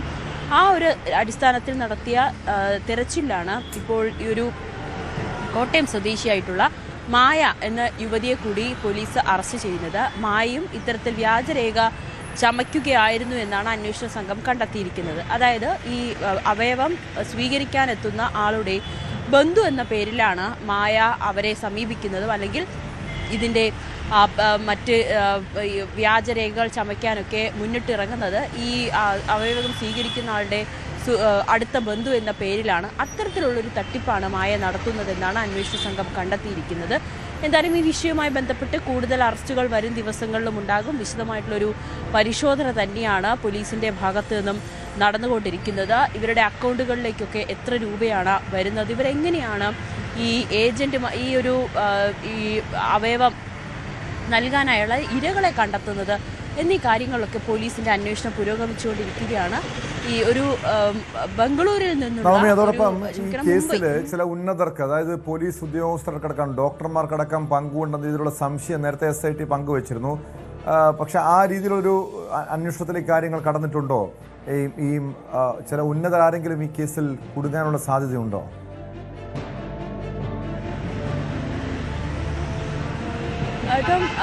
തുടക്കത്തിൽ പോലീസ് അത്തരത്തിലുള്ളൊരു അന്വേഷണത്തിലേക്ക് കടക്കുമെന്ന് പറഞ്ഞിരുന്നെങ്കിൽ പോലും ഇതുവരേക്കും മറ്റ് അറസ്റ്റുകളോ ഉന്നതരുടെ ബന്ധമോ ഉന്നതരുടെ ഏതെങ്കിലും തരത്തിലുള്ള തെളിവുകളോ അന്വേഷണ സംഘത്തിന് കണ്ടെത്താൻ കഴിഞ്ഞിട്ടില്ല. പ്രത്യേകിച്ച് കേരളത്തിലെ തന്നെ പ്രധാനപ്പെട്ട, കൊച്ചിയിലെ തന്നെ പ്രധാനപ്പെട്ട ആശുപത്രികളിലും ഇത് നടക്കുന്നുണ്ട്. ഈ സർജറികളൊക്കെ നടക്കുന്നത് അല്ലെങ്കിൽ അവയവ മാറ്റം നടക്കുന്നത് കൊച്ചിയിലെ തന്നെ പ്രധാനപ്പെട്ട ആശുപത്രികളിലാണ്.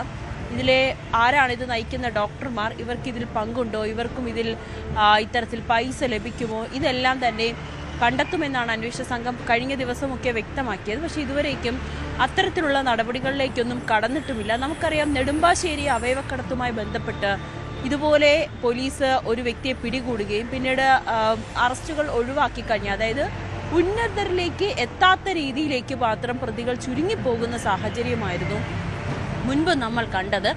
അന്നും പറഞ്ഞത് കൊച്ചിയിലെ തന്നെ പ്രധാനപ്പെട്ട ആശുപത്രികളിലാണ് ഈ അവയവക്കടത്തിൻ്റെ ശസ്ത്രക്രിയകൾ നടത്തുന്നതെന്നും അതിൽ ചില ഡോക്ടർമാർക്ക് പങ്കുണ്ട്, മറ്റ് ചില ഉന്നതർക്ക് പങ്കുണ്ടെന്നൊക്കെ ആ കേസിലും പറഞ്ഞിരുന്നെങ്കിൽ പോലും മറ്റ് അറസ്റ്റുകളിലേക്കൊന്നും ഉണ്ടായില്ല. ഈ കേസിലും സമാനമായ രീതിയിൽ തന്നെയാണ് നിലവിൽ അന്വേഷണം പുരോഗമിച്ചുകൊണ്ടിരിക്കുന്നത്. കേട്ടോ,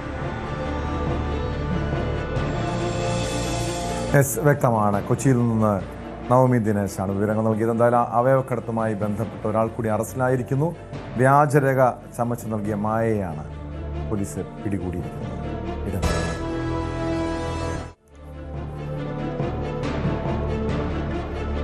ഹോട്ട് ലൈവ് തുടരുന്നു.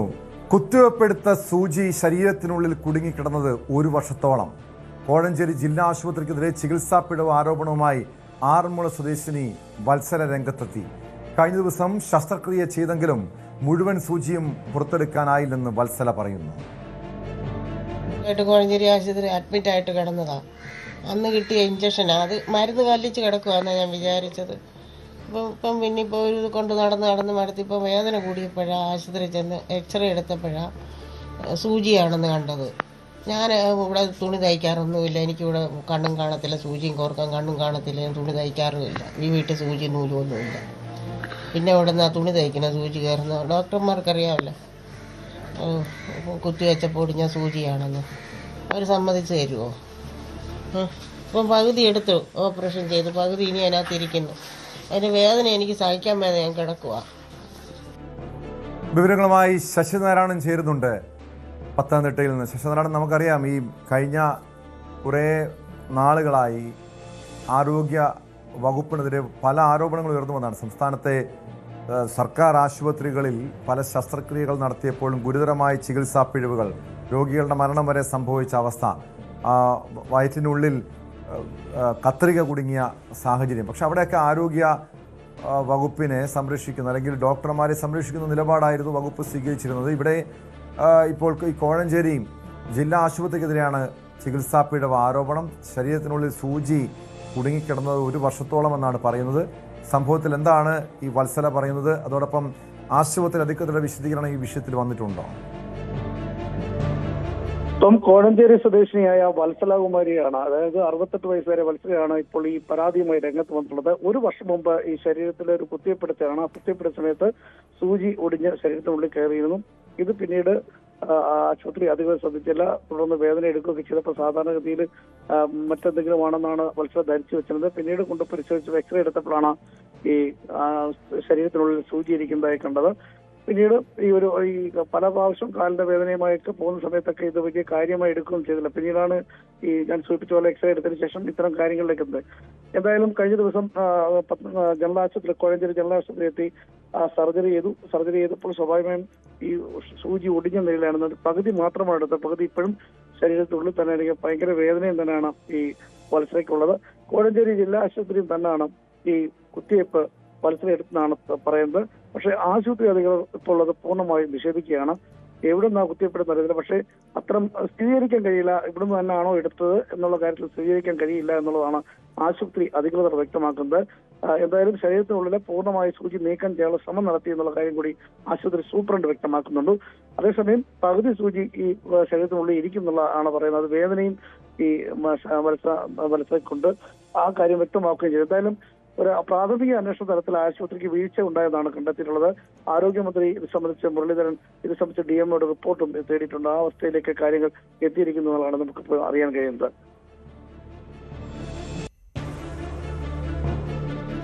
യെസ്, വ്യക്തമാണ്. നമുക്കറിയാം ശശിനാരായണൻ, കാരണം കഴിഞ്ഞ സർക്കാരിൻ്റെ കാലത്ത് ഏറ്റവും കൂടുതൽ ആക്ഷേപം നേരിട്ടത് ആരോഗ്യവകുപ്പാണ്. കാരണം ഇതുപോലുള്ള ചികിത്സാ പിഴവുകൾ അവിടെയൊക്കെ ഈ ഡോക്ടർമാരുടെ റിപ്പോർട്ട്, അതായത് ഈ ആശുപത്രി അധികൃതരുടെ റിപ്പോർട്ട് പലപ്പോഴും ഈ ആരോപണ വിധേയരെ സംരക്ഷിക്കുന്നതായിരുന്നു. പിന്നീട് അവർക്കെതിരെ യാതൊരു നടപടിയും ഉണ്ടായിട്ടില്ല. അതായത് ഒരു ഡോക്ടർക്കെതിരെ പോലും, ഇത്രയധികം മരണം പോലും സംഭവിച്ചില്ല, ഒരു ഡോക്ടർക്കെതിരെ പോലും നടപടി ഉണ്ടായിട്ടില്ല. പക്ഷേ UDF സർക്കാർ അധികാരത്തിൽ വരുന്നു. പല പോരാട്ടങ്ങളും നടത്തിയിട്ടുള്ളതാണ് UDF.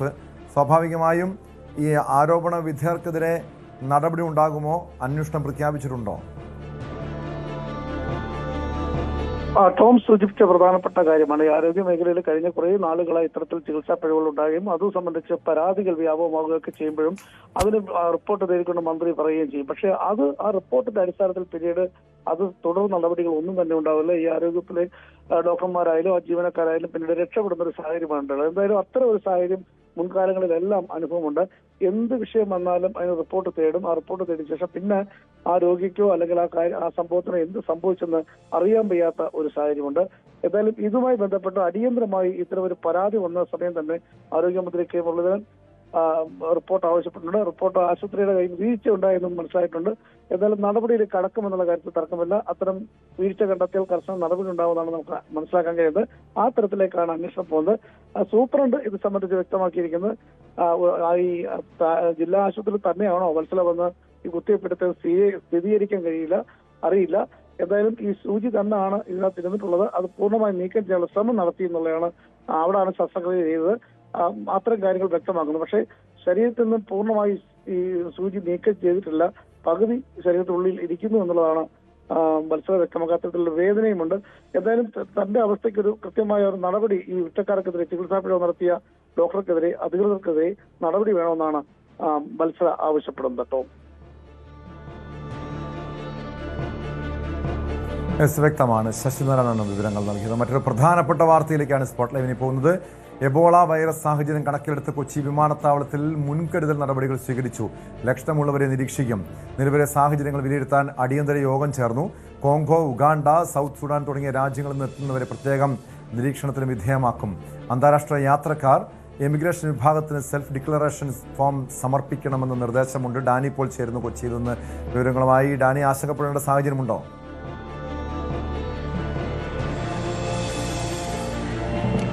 ടോം, ഇതിപ്പോൾ ഒരു ആഗോള ആരോഗ്യ അടിയന്തരാവസ്ഥയാണ് പ്രഖ്യാപിച്ചിരിക്കുന്നത്. കാരണം എബോള വൈറസ് അതിൻ്റെ ഒരു വ്യാപനം അത് സ്ഥിരീകരിച്ചിരിക്കുന്ന ഒരു സാഹചര്യത്തിൽ മുൻകരുതൽ എന്ന രീതിയിലാണ് ഇവിടെ കൊച്ചി ഉൾപ്പെടെയുള്ള മറ്റിടങ്ങളിലുമെല്ലാം തന്നെ ഈ ഒരു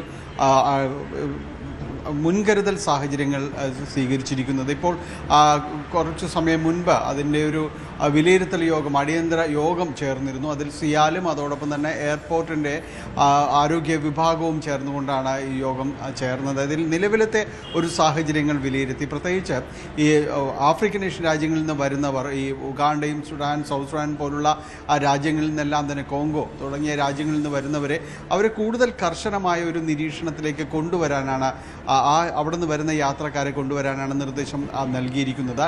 അതനുസരിച്ചുകൊണ്ട് അവരെ കൂടുതൽ നിരീക്ഷണം നടത്തുക. മറ്റ് യാത്രക്കാർക്കും ഇതെല്ലാം തന്നെ ബാധകമാണ്. അന്താരാഷ്ട്ര യാത്രക്കാർ ഇനി മുതൽ ആ ഒരു പ്രോട്ടോക്കോളിലൂടെ ആയിരിക്കും കടന്നു പോവുക. നിലവിൽ ആശങ്കപ്പെടേണ്ട ഒരു സാഹചര്യത്തിലല്ല നമ്മുടെ രാജ്യത്തിൻ്റെ ഈ രീതിയിലുള്ള ഈ രോഗവ്യാപനവും കാര്യങ്ങളുമൊന്നും തന്നെയും. എങ്കിൽ കൂടി മുൻകരുതൽ വളരെ കർശനമായിട്ട് തന്നെയാണ് പാലിക്കേണ്ടതെന്ന് അറിയിച്ചിട്ടുണ്ട്. ഇതിൽ ഇവർ യാത്രക്കാരെത്തുമ്പോൾ അവരുടെ ഒരു തെർമൽ സ്ക്രീനിങ് അതോടൊപ്പം തന്നെ നടത്തും. 21 ദിവസത്തെ ട്രാവൽ ഹിസ്റ്ററി, അതിൻ്റെ ഒരു സെൽഫ് ഡിക്ലറേഷൻ ഫോറം യാത്രക്കാർ സമർപ്പിക്കേണ്ടതുണ്ട്. അങ്ങനെ അവരുടെ ഒരു വിശദാംശങ്ങൾ പൂർണ്ണമായും തന്നെ നമ്മുടെ ഇവിടെയുള്ള ആരോഗ്യ വിഭാഗത്തിനും വിമാനത്താവള അധികൃതർക്കുമെല്ലാം തന്നെ കൈമാറേണ്ടതുണ്ട്. ഇതിൽ അവരുടെ ഒരു ഈ ആഫ്രിക്കൻ ഏഷ്യൻ രാജ്യങ്ങളിൽ നിന്ന് വരുന്നവരെ കൂടുതൽ ഒരു നിരീക്ഷണത്തിലേക്കെല്ലാം തന്നെ വിധേയമാക്കും. കാരണം ഇതിൽ ഒരു ഫ്ലൂ സമാനമായ ഒരു അവസ്ഥയാണ് ഉണ്ടാകുന്നത്. ഇതിൻ്റെ ഒരു ലക്ഷണങ്ങൾ, രോഗലക്ഷണങ്ങളെന്ന് പറയുന്നത് ചുമയും പനിയും തുടങ്ങിയ തലവേദന തുടങ്ങിയ രോഗലക്ഷണങ്ങളാണ് ഇതുമായി ബന്ധപ്പെട്ടുകൊണ്ട് ഉണ്ടാകുന്നത്. അങ്ങനെ വരുന്ന അന്താരാഷ്ട്ര യാത്രക്കാർ, പ്രത്യേകിച്ച് ഈ രോഗവ്യാപനം ഉണ്ടായിരിക്കുന്ന രാജ്യങ്ങളിൽ നിന്ന് വരുന്നവരെ കൂടുതൽ കർശനമായ നിരീക്ഷണത്തിലേക്ക് കൊണ്ടുവരും. കാരണം ഇതിലൊരു 2 മുതൽ 21 ദിവസം വരെയാണ് ഇതിൻ്റെ ഒരു വ്യാപനം എന്ന് പറയുന്നത്. ശരീരത്തിൽ ഇതിൻ്റെ ഒരു പ്രവർത്തനം തുടങ്ങുന്നത്. അതുകൊണ്ട് ഈ ദിവസങ്ങൾ അത്രയും തന്നെയും ഒരു നിരീക്ഷണത്തിലേക്ക് കൊണ്ടുപോകുന്ന രീതിയിലേക്കെല്ലാം സജ്ജമാക്കാനാണ് ആരോഗ്യവകുപ്പ് അടക്കം നിർദ്ദേശം നൽകിയിരിക്കുന്നത്. അതിനായിട്ട് 3 ഐസൊലേഷൻ സെൻ്ററുകൾ ഇവിടെ ആരംഭിക്കുന്നു കൊച്ചിയിൽ. അത് എറണാകുളം മെഡിക്കൽ കോളേജ് കേന്ദ്രീകരിച്ചും ആലുവ താലൂക്ക് ആശുപത്രിയും എല്ലാം തന്നെ കേന്ദ്രീകരിച്ചുകൊണ്ടാണ് ഈ രീതിയിലുള്ള ഐസൊലേഷൻ വാർഡുകൾ, ജനറൽ ആശുപത്രി ഉൾപ്പെടെയുള്ള സ്ഥലങ്ങളിൽ ഐസൊലേഷൻ വാർഡുകൾ സജ്ജമാക്കുന്നത്. ഇതൊരു മുൻകരുതൽ എന്ന രീതിയിൽ തന്നെയാണ് കേട്ടോ ഈ ഒരു നടപടികൾ പോകുന്നത്. കാരണം ഇതൊരു അന്താരാഷ്ട്ര ആരോഗ്യ അടിയന്തരാവസ്ഥ പ്രഖ്യാപിച്ചിരിക്കുന്ന സാഹചര്യത്തിൽ വളരെ പെട്ടെന്ന് ഈ രീതിയിലുള്ള ഒരു മുൻകരുതൽ സംവിധാനത്തിലേക്ക് കൊച്ചി വിമാനത്താവളം കടന്നിരിക്കുന്നു. ഇപ്പോഴത്തെ ഈ എബോളയ്ക്ക് മുൻപത്തേക്കാൾ തീവ്രതയുണ്ടെന്നാണ് ആരോഗ്യ വിദഗ്ധർ പറയുന്നത്. സ്വാഭാവികമായും അതുകൊണ്ട് തന്നെ ആയിരിക്കാം അല്ലേ ഈ ഒരു കൂടുതൽ ജാഗ്രതാ നിർദ്ദേശം നൽകിയിരിക്കുന്നത്.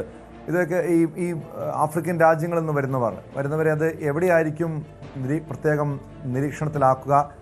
അവർക്ക് ഏത് രീതിയിലുള്ള മുന്നറിയിപ്പുകളാണ് നൽകിയിരിക്കുന്നത്?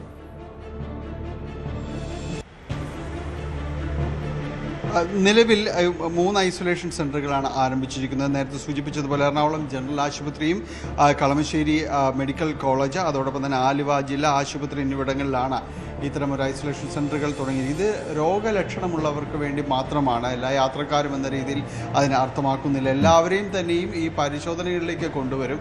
കാരണം അവർ ട്രാവൽ ഹിസ്റ്ററി പരിശോധിക്കും. 21 ദിവസത്തെ ഈ വൈറസ് അകത്ത് കയറിയാൽ 21 ദിവസത്തോളം വേണ്ടിവരും അതിൻ്റെ ഒരു പ്രവർത്തനങ്ങൾ തുടങ്ങാൻ എന്നതാണ് പറയുന്നത്. അപ്പോൾ ഈ ദിവസങ്ങളിൽ അത്രയുമുള്ള ഒരു ട്രാവൽ ഹിസ്റ്ററി അടക്കമുള്ള കാര്യങ്ങൾ പരിശോധിച്ചായിരിക്കും മുന്നോട്ട് പോകുന്നത്. ഏതായാലും ഇത്തരം കാര്യങ്ങളിൽ കർശനമായിട്ട് അവർക്ക് നിർദ്ദേശം നൽകിയിരിക്കുന്നത് പഴയതുപോലെ നമ്മൾക്ക് ഈ കോവിഡ് സമയത്തെല്ലാം തന്നെ ഉണ്ടായിരുന്ന പോലെ 3 ലെയർ മാസ്ക് ഉപയോഗം, സോപ്പ് ഉപയോഗിച്ച് കൈ കഴുകൽ തുടങ്ങിയ വ്യക്തിഗത സുരക്ഷാ നടപടികൾ കർശനമായി പാലിക്കാനായിട്ടെല്ലാം തന്നെയും തീരുമാനിച്ചിട്ടുണ്ട്. ഇത്തരം കാര്യങ്ങൾ എല്ലാവരും തന്നെയും പുലർത്തണമെന്ന്, അതായത് യാത്രക്കാർ എല്ലാവരും തന്നെ ഇത് അനുസരിക്കണമെന്നതടക്കമുള്ള കാര്യങ്ങൾ പറഞ്ഞിട്ടുണ്ട്. ഇത് കൂടുതൽ ഒരു രോഗവ്യാപനം ശേഷിയുള്ള ഒരു വൈറസാണ്, ഈ ഒരു വകഭേദമാണ് വന്നിരിക്കുന്നത്. ഇത് എബോള വൈറസിൻ്റെ 5 സ്പീഷീസുകളിൽ ബുണ്ടിബിഗോ എബോള വൈറസാണ്. ഈ വകഭേദത്തിൽ ഇതുവരെയും ഫലപ്രദമായ ഒരു ചികിത്സ കണ്ടെത്താനായിട്ട് ഇതുവരെയും സാധിച്ചിട്ടില്ല എന്നതടക്കമുള്ള കാര്യങ്ങൾ ഈ യോഗത്തിലും ആരോഗ്യവകുപ്പ് നേരത്തെ തന്നെയും അറിയിച്ചിട്ടുണ്ട്. അതുകൊണ്ട് തന്നെയാണ് ഈ ഒരു കർശനമായ നിർദ്ദേശങ്ങളിലേക്ക് പോകാൻ വളരെ തുടക്കത്തിൽ തന്നെ കൊച്ചി വിമാനത്താവള അധികൃതരും തീരുമാനിച്ചിരിക്കുന്നത്. പ്രത്യേകിച്ച് ഈ കോങ്കോ, സൗത്ത് സുഡാൻ തുടങ്ങിയ അടക്കമുള്ള രാജ്യങ്ങളിൽ നിന്ന് വരുന്നവർ. ഡാനി പോളാണ് കൊച്ചിയിൽ നിന്ന് വിവരങ്ങൾ നൽകിയത്. ലോകം വലിയ ആശങ്കയിലാണ്. പക്ഷേ മറ്റൊരു രീതിയിലുള്ള ആശങ്കപ്പെടേണ്ട സാഹചര്യമില്ല. നിലവിൽ രാജ്യത്ത് അത്തരമൊരു സാഹചര്യമില്ല. ജാഗ്രത വേണമെന്നാണ് ആരോഗ്യ വിദഗ്ധർ മുന്നറിയിപ്പ് നൽകുന്നത്. യൂത്ത് കോൺഗ്രസ് പ്രവർത്തകരെ മർദ്ദിച്ച സംഭവത്തിൽ മുഖ്യമന്ത്രിയുടെ ഗൺമാന്മാരെ രക്ഷിക്കാൻ വൻ ഒത്തുകളി നടന്നതായി കണ്ടെത്തൽ. കേസ് ഡയറിയിൽ തിരുത്തൽ വരുത്തി, മൊഴികൾ കൃത്യമായി രേഖപ്പെടുത്തിയില്ല, അന്വേഷണം അട്ടിമറിക്കാൻ ഉന്നത ഉദ്യോഗസ്ഥർ ഇടപെട്ടു തുടങ്ങിയ കണ്ടെത്തലുകളാണ് SIT നടത്തിയത്. അതേസമയം വിവാദ ഉദ്യോഗസ്ഥരിൽ ഒരാളായ സന്ദീപ് മുൻ മുഖ്യമന്ത്രിയുടെ സുരക്ഷാ ചുമതലയിൽ നിന്നും ഒഴിഞ്ഞു. മറ്റൊരു ഉദ്യോഗസ്ഥനായ അനിൽകുമാർ പിണറായിക്കൊപ്പം തുടരുകയാണ്. ശരണ്യ സ്നേഹജൻ ചേരുന്നു ആലപ്പുഴയിൽ നിന്ന് വിവരങ്ങളുമായി. ശരണ്യ, സ്വാഭാവികമാണ്, കാരണം മുഖ്യമന്ത്രി മാത്രം അടുപ്പമുള്ളവരാണ്, മുഖ്യമന്ത്രി സുരക്ഷാ ചുമതല ഉണ്ടായിരുന്നവരാണ്. അവരെ സംരക്ഷിക്കാനുള്ള നീക്കം സ്വാഭാവികമായും കഴിഞ്ഞ അന്വേഷണ സംഘത്തിൻ്റെ ഭാഗത്തുനിന്നുണ്ടാകാം. പക്ഷേ അത് ഏത് രീതിയിലാണ് ആ കേസ് അട്ടിമറിക്കാനുള്ള നീക്കം അന്ന് നടന്നത്? പുതിയ അന്വേഷണ സംഘം വരുന്നു. ഈ കേസിൻ്റെ അന്വേഷണം നിലവിൽ എങ്ങനെയാണ്? ടോം, ഇപ്പോൾ ഈ കേസ്, അതായത് മുഖ്യമന്ത്രിയുടെ സുരക്ഷാ ഉദ്യോഗസ്ഥർ ആലപ്പുഴ ജില്ലയിൽ നവകേരള യാത്രയുടെ ബസ് കടന്നുപോയ സമയത്ത് പ്രതിഷേധിച്ച AD തോമസ്, അന്നത്തെ KSUവിന്റെ ജില്ലാ പ്രസിഡന്റ് AD തോമസിനെയും ഒപ്പം തന്നെ അജിജി കുര്യാക്കോസിനെയും മർദ്ദിച്ച സംഭവത്തിലാണ് ഇപ്പോൾ അന്വേഷണം അട്ടിമറിക്കപ്പെട്ടു എന്നുള്ള ഒരു നിഗമനത്തിലേക്ക് SIT സംഘം പോകുന്നത്. ഇത് ഈ കേസ് കഴിഞ്ഞ സർക്കാരിന്റെ കാലത്ത് ഉണ്ടായതാണ്. അതിനുശേഷം പിന്നീട് VD സതീശൻ മന്ത്രിസഭ അധികാരത്തിൽ വന്നതിന് ശേഷം ആദ്യം പറഞ്ഞ നടപ്പിലാക്കാൻ പോകുന്ന കാര്യങ്ങളിൽ ഒന്നായിരുന്നു ഈ SITയുമായി ബന്ധപ്പെട്ട് ഒരു സ്പെഷ്യൽ ഇൻവെസ്റ്റിഗേഷൻ ടീം SP ഷൗക്കത്തിന്റെ നേതൃത്വത്തിൽ ഈ കേസ് പരിശോധിക്കുന്നതിന് വേണ്ടിയുള്ള ഒരു തീരുമാനം കൈക്കൊണ്ടിരുന്നു. അതിന്റെ ഭാഗമായി മന്ത്രിസഭ കൈക്കൊണ്ട തീരുമാനത്തിന്റെ ഭാഗമായാണ് ഇപ്പോൾ വീണ്ടും ഒരു അന്വേഷണത്തിലേക്ക് കാര്യങ്ങൾ എത്തിയത്. ആദ്യഘട്ടത്തിൽ സൗത്ത് പോലീസിൽ ഇവർ പരാതി നൽകിയിരുന്നു. എന്നാൽ പരാതി സ്വീകരിക്കാൻ പോലും കൂട്ടാക്കിയില്ല. ഈ ഗൺമാന്മാർക്കെതിരെയുള്ള പരാതി പിന്നീട് കോടതിയിൽ പോയാണ് അത്തരത്തിൽ ഒരു കേസ് എടുക്കാനുള്ള ഒരു സാഹചര്യം ഈ പരാതിക്കാരായ ജെയിംസ് തോമസും നേടിയെടുക്കുന്നത്. അതിനുശേഷം പിന്നീട് ഇപ്പോൾ ഈ SIT നടത്തിയ അന്വേഷണത്തിൽ ഈ കേസ് റഫർ ചെയ്യാനുള്ള നീക്കം ഉണ്ടായിട്ടുണ്ടായിരുന്നു. അത് വിവരങ്ങൾ ലഭ്യമായിട്ടില്ല. അതായത് മാധ്യമപ്രവർത്തകർ അടക്കം ദൃശ്യങ്ങൾ നൽകിയിട്ടും മൊഴി നൽകിയിട്ടും അത്തരമൊരു വിവരമോ ദൃശ്യമോ CCTV ദൃശ്യമോ അല്ലെങ്കിൽ മൊബൈൽ ഫോണുകൾ പകർത്തിയ ദൃശ്യങ്ങളോ ഞങ്ങൾക്ക് ലഭ്യമായിട്ടില്ല എന്ന് പറഞ്ഞുകൊണ്ടായിരുന്നു ആലപ്പുഴ ജില്ലാ ക്രൈംബ്രാഞ്ചിലെ ഉദ്യോഗസ്ഥർ DYSP ഈ കേസ് എഴുതള്ളാനുള്ള റഫർ റിപ്പോർട്ട് കൊടുത്തത്. അന്ന് തന്നെ ഇത് വിവാദമാവുകയും ഇവർ കോടതിയിൽ പോവുകയും ചെയ്തിരുന്നു. തുടരന്വേഷണം വേണം എന്ന് കോടതി ആവശ്യപ്പെട്ടിട്ടും അത് പിന്നീട് അന്വേഷണം ഉണ്ടായിട്ടില്ല എന്നിപ്പോൾ ഇവർ നടത്തിയ പരിശോധനയിൽ കണ്ടെത്തിയിട്ടുണ്ട്. മറ്റൊന്ന്, പ്രാഥമികമായി സൗത്ത് പോലീസ് സ്റ്റേഷനിലാണ് ഇവർ മൊഴി നൽകിയത്. ആദ്യ തുടക്കഘട്ടത്തിൽ ഈ കേസിൽ ആ പ്രാഥമികമായ അന്വേഷണത്തിൽ തന്നെ വീഴ്ചയുണ്ട് എന്നുള്ളതാണ്. മൊഴികൾ കൃത്യമായി രേഖപ്പെടുത്തിയിട്ടില്ല എന്നുള്ളതും വ്യക്തമാക്കുന്നു. അന്നത്തെ ആലപ്പുഴ ജില്ലാ പോലീസ് മേധാവിയായിരുന്ന ചൈത്ര തെരേസ ജോൺ ഈ വിഷയത്തിൽ പോലീസുകാരുടെ ഭാഗത്ത് വീഴ്ചയുണ്ടെന്ന് ചൂണ്ടിക്കാട്ടി റിപ്പോർട്ട് നൽകിയിരുന്നു. ആ റിപ്പോർട്ട് പൂഴ്ത്തിവെക്കപ്പെട്ടു എന്നുൾപ്പെടെയുള്ള വിവരങ്ങൾ പുറത്തു വരുന്നുണ്ട്. ഈ ഇപ്പോൾ നിലവിൽ ദൃശ്യങ്ങൾ ഇവർക്ക് അന്വേഷണ സംഘത്തിൽ നേരത്തെ ലഭ്യമായില്ലെന്ന് പറയുന്ന ദൃശ്യങ്ങൾ ഇപ്പോൾ കളക്ട് ചെയ്തുകൊണ്ട് SIT അതായത് സ്പെഷ്യൽ ഇൻവെസ്റ്റിഗേഷൻ ടീം അത് തിരുവനന്തപുരത്തേക്ക് അത് പരിശോധനക്കായി അതിന്റെ അയച്ചിട്ടുണ്ട്. അതോടൊപ്പം തന്നെ ഈ മാധ്യമപ്രവർത്തകരായിട്ടുള്ള ആളുകളുടെ മൊഴി രേഖപ്പെടുത്തുന്നു. ഈ കേസ് ഡയറി പരിശോധിക്കുകയും ചെയ്തിട്ടുണ്ട്. അത്തരത്തിലുള്ള ഈ കേസിന്റെ മറ്റ് ഫയലുകൾ പരിശോധിച്ചപ്പോൾ ഇതിനകത്ത് കൃത്യമായ നടപടിക്രമങ്ങൾ ഈ കേസിന്റെ ഭാഗമായി ഉണ്ടായിട്ടില്ല. അതായത് ജീവനക്കാരെ സ്വാധീനിച്ചുകൊണ്ട് മുഖ്യമന്ത്രിയുടെ ഗൺമാന്മാരായിരുന്നു സന്ദീപും മൽക്കല്ലൂരുമായിരുന്നു ഈ കേസിലെ പ്രതികൾ. അവരുടെ കൂടെ 2 കണ്ടാൽ അറിയാവുന്ന ഈ സുരക്ഷാ ജോലി വഹിച്ചിരുന്ന 2 ഉദ്യോഗസ്ഥർ കൂടി ഉണ്ടായിരുന്നു. 2 ഇവരുടെ ചട്ടലംഘനമാണ് എന്നുള്ളതാണ്. അതായത് മുഖ്യമന്ത്രിയുടെ വാഹനം കടന്നു പോകുമ്പോൾ ആ വാഹനത്തിലൂടെ കടന്നു പോകേണ്ട ആളുകളാണ് ഇവർ. മുഖ്യമന്ത്രിയുടെ സുരക്ഷ ഒരുക്കേണ്ടവരാണ്.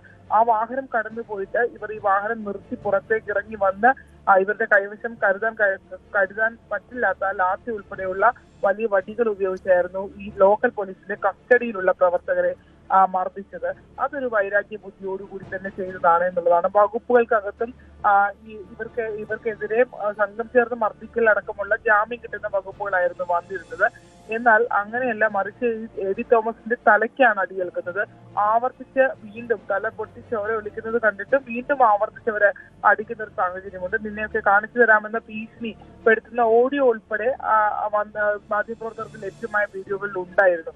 അപ്പോ അതില് വകുപ്പുകൾ ചുമത്തിയിരിക്കുന്നതിൽ പോലും ഇവർക്ക് നിസ്സാരമായി ജാമ്യം കിട്ടുന്ന സ്റ്റേഷൻ ജാമ്യത്തിലേക്ക് പോകാവുന്ന വകുപ്പുകളാണ് അവർക്ക് ഇട്ടിരുന്നത്. ഇത്തരത്തിൽ തലയ്ക്ക് അടിയേൽക്കുന്നു, ബോധപൂർവ്വം വീണ്ടും അടിച്ചുവെക്കുക ചെയ്ത് സ്വാഭാവികമായും അത് വധശ്രമം അടക്കമുള്ള വകുപ്പുകളിലേക്ക് പോകേണ്ടതാണ്. അത്തരത്തിലുള്ള വകുപ്പുകൾ ഉൾപ്പെടെ അവർ വീഴ്ച വരുത്തി എന്നുള്ളത് ആണ് കണ്ടെത്തൽ. അടിയന്തര റിപ്പോർട്ട് നൽകണമെന്നായിരുന്നു മുഖ്യമന്ത്രിയും ആഭ്യന്തരമന്ത്രിയും ആവശ്യപ്പെട്ടത്. അതിന്റെ അടിസ്ഥാനത്തിൽ ഉടൻ തന്നെ റിപ്പോർട്ട് നൽകുമെന്നുള്ളതാണ്. എന്തായാലും ഈ കേസ് അന്വേഷണം അടിമുടി അട്ടിമറിക്കപ്പെട്ടിരുന്നു. മാത്രമല്ല ഇവരുടെ വീഴ്ച ചൂണ്ടിക്കാട്ടിയ ആലപ്പുഴ ജില്ലാ പോലീസ് മേധാവി റിപ്പോർട്ട് അടക്കം പൂഴ്ത്തി എന്നുള്ള വിവരങ്ങൾ ആണ് ലഭ്യമാകുന്നത്. അങ്ങനെയാണെങ്കിൽ മുകളിൽ നിന്നുള്ള സമ്മർദ്ദം കൊണ്ട് തന്നെയായിരിക്കും സൗത്ത് പോലീസിന് അങ്ങനെ ഒരു നടപടി എടുക്കേണ്ടി വന്നിട്ടുള്ളത്. കാരണം പ്രബലന്മാരായിരുന്നു. തീർച്ചയായും അങ്ങനെ തന്നെ കരുതേണ്ടിയിരിക്കുന്നു. കാരണം അത് രക്ഷാപ്രവർത്തനം എന്ന പേരിലാണ് മുഖ്യമന്ത്രിയുടെ സുരക്ഷാ ചുമതല ഉണ്ടായിരുന്നവർ യൂത്ത് കോൺഗ്രസ് പ്രവർത്തകരെ ക്രൂരമായി തല്ലിച്ചതച്ചത്. പിന്നീട് ആ കേസ് അട്ടിമറിക്കാനും നീക്കമുണ്ടായി. എന്തായാലും പുതിയ അന്വേഷണ സംഘം വന്നിരിക്കുന്നു. ഇവർക്ക് നീതി കിട്ടണം. കാരണം മാത്രമല്ല, ഇങ്ങനെ അകാരണമായി പ്രതിഷേധിച്ചവരെ തല്ലിച്ചതച്ച ഉദ്യോഗസ്ഥർക്കെതിരെ കർശന നടപടിയും ഉണ്ടാകണം. എറണാകുളം മലയിടം തുരുത്തിയിലെ പാരിയത്തുകാവിൽ ഭൂമി ഒഴിപ്പിക്കൽ നാളെ പൂർത്തിയാക്കണമെന്ന് കോടതി ഉത്തരവ്. പെരുമ്പാവൂർ മുനിസിഫ് കോടതിയാണ് ഉത്തരവിറക്കിയത്. റൂറൽ SP അടക്കമുള്ളവർക്ക് കർശന നിർദ്ദേശമാണ് കോടതി നൽകിയിരിക്കുന്നത്. തിങ്കളാഴ്ച കോടതിയിൽ റിപ്പോർട്ട് സമർപ്പിക്കണം. അതേസമയം കോടതിയുടെ സാവകാശം തേടാൻ ഒരുങ്ങുകയാണ് സർക്കാർ. ആഭ്യന്തരമന്ത്രിയുടെ നേതൃത്വത്തിൽ ചീഫ് സെക്രട്ടറിയും DGPയും യോഗം ചേർന്നു. മന്ത്രി റോജി M. ജോണിനെ സമരക്കാരോട് സംസാരിക്കാൻ ചുമതലപ്പെടുത്തിയിട്ടുണ്ട്. ആജ്ഞ രവീന്ദ്രൻ ചേരുന്നു വിവരങ്ങളുമായി. ആജ്ഞ, കർശനമായ നിർദ്ദേശമാണ് കോടതിയുടെ ഭാഗത്തു നിന്നുള്ളത്. നാളെ ഈ ഭൂമി ഒഴിപ്പിക്കൽ പൂർത്തിയാക്കണമെന്ന്. അതിനിടെ സർക്കാരിൻ്റെ ഇടപെടലുണ്ട്. മാത്രമല്ല വലിയ പ്രതിഷേധവും ഉയരുന്നുണ്ട്. നാളെ എന്തായാലും ഈ കോടതിയുടെ നിർദ്ദേശം പോലീസിന് നടപ്പാക്കേണ്ടി വരുമോ, അതോ അതിന് മുൻപ് കോടതിയിൽ ഇതുമായി ബന്ധപ്പെട്ട് ഒരു സാവകാശം തേടാനുള്ള നീക്കം സർക്കാരിൻ്റെ ഭാഗത്തു നിന്നുണ്ടാകുമോ?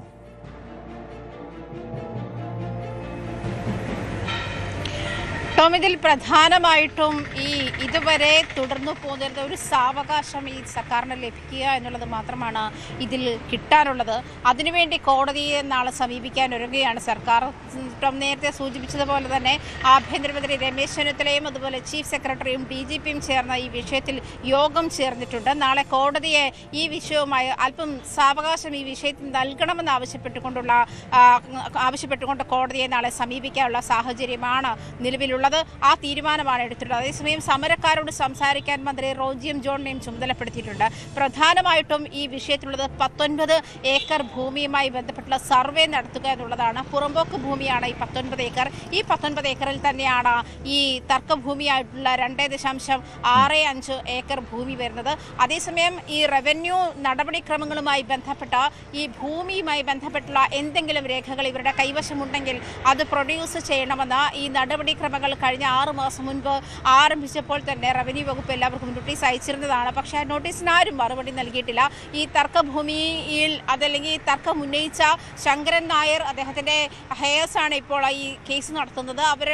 അവരുടെ കയ്യിലാണ് ഈ സുപ്രീം കോടതി വിധിയുടെ ആനുകൂല്യത്തിൽ അവർക്കാണ് ഭൂമി ലഭിക്കേണ്ടുന്ന സാഹചര്യമുള്ളത്.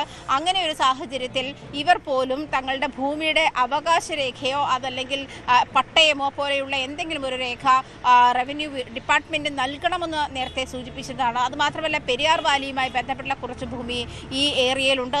അത് ഏതാണ് എന്നുള്ള അത് തിട്ടപ്പെടുത്തണമെന്നുള്ളൊരു നോട്ടീസും പെരിയാർ വാലിക്കും നൽകിയിട്ടില്ല എന്നുള്ളതാണ്.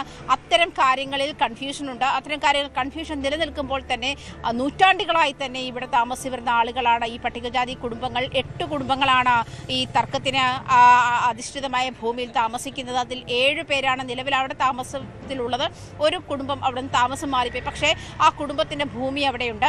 ഇവർക്കും അതായത് നിലവിൽ നിൽക്കുന്ന തർക്കം ഇവർക്കും ബാധകമാണ്.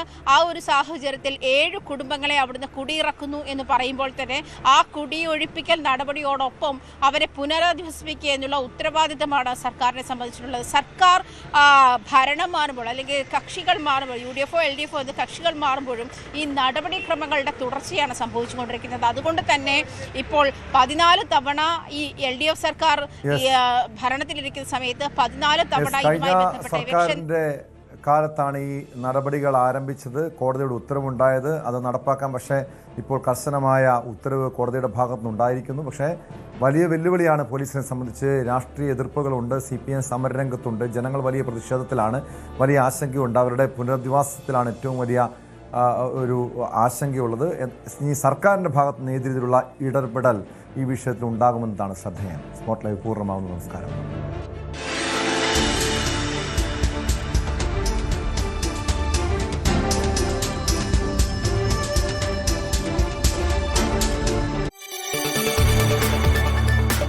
കൂടുതൽ വാർത്തകൾക്ക് News 18 Keralam YouTube channel subscribe ചെയ്യുക.